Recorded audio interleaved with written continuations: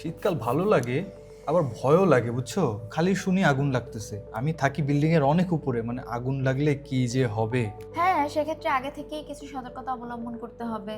আর শীতকালে এই ঘটনাটা একটু বেশিই ঘটে। কিছু কিছু জানি, যেমন ধরো চুলা থেকে অনেক আগুনের ঘটনা ঘটে, সেক্ষেত্রে চুলা ভালোভাবে নিভিয়ে রাখতে হবে, বা গ্যাসের চুলা ব্যবহার করলে তার চাবি ঠিকভাবে বন্ধ করতে হবে। হ্যাঁ, কিন্তু গ্যাস সিলিন্ডার কেনার ক্ষেত্রেও সতর্কতা অবলম্বন করতে হবে। যেমন অনুমোদিত ডিস্ট্রিবিউটর ছাড়া অন্য কারো থেকে গ্যাস সিলিন্ডার কেনা যাবে না। আর তাছাড়া ঘরের মধ্যে গ্যাসের গন্ধ পেলে কোনো ইলেকট্রিক সুইচ অন অফ করা যাবে না, গ্যাস লাইট জ্বালানো যাবে না। আগে ওই জিনিসটা আইডেন্টিফাই করতে হবে, গ্যাসের গন্ধটা বের হয়ে যাবে তারপরে। বৈদ্যুতিক শর্ট সার্কিট থেকেও তো অনেক আগুন লাগে। এক্ষেত্রে অবশ্য বিএসটিআই এর অনুমোদন আছে, এমন ভালো মানের তার, সরঞ্জাম এবং ফিটিংস ব্যবহার করতে হবে, আর সঠিক অ্যাম্পিয়ারের ফিউজ এবং সার্কিট ব্রেকার ব্যবহার করতে হবে।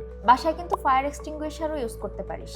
আর এজন্য ফায়ার সার্ভিস ও সিভিল ডিফেন্স থেকে আগুন নেভানো ও উদ্ধার কাজের প্রশিক্ষণ নিয়ে রাখা যেতে পারে। শিল্প কারখানায় অনেক আগুনের ঘটনা দেখি বাংলাদেশে। সেক্ষেত্রে তারা যদি অগ্নি প্রতিরোধ ও নির্বাপন আইন 2003 অনুযায়ী প্রয়োজনীয় ব্যবস্থা গ্রহণ করে, সেক্ষেত্রে দুর্ঘটনা অনেক কমানো যায়। হ্যাঁ, আর সচেতন থাকার পরেও যদি কোনোভাবে আগুন লেগেই যায়, তাহলে যত দ্রুত সম্ভব জাতীয় জরুরি সেবা 999 অথবা ফায়ার সার্ভিসের হটলাইন 102-তে কল দিতে হবে।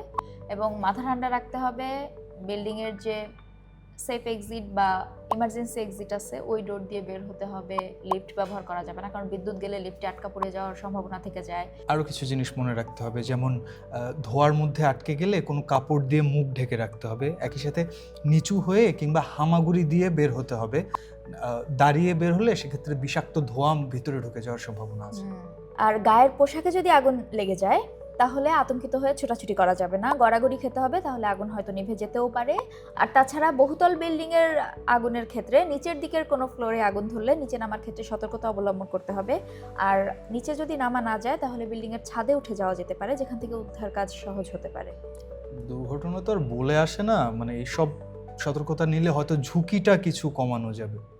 সেটাই।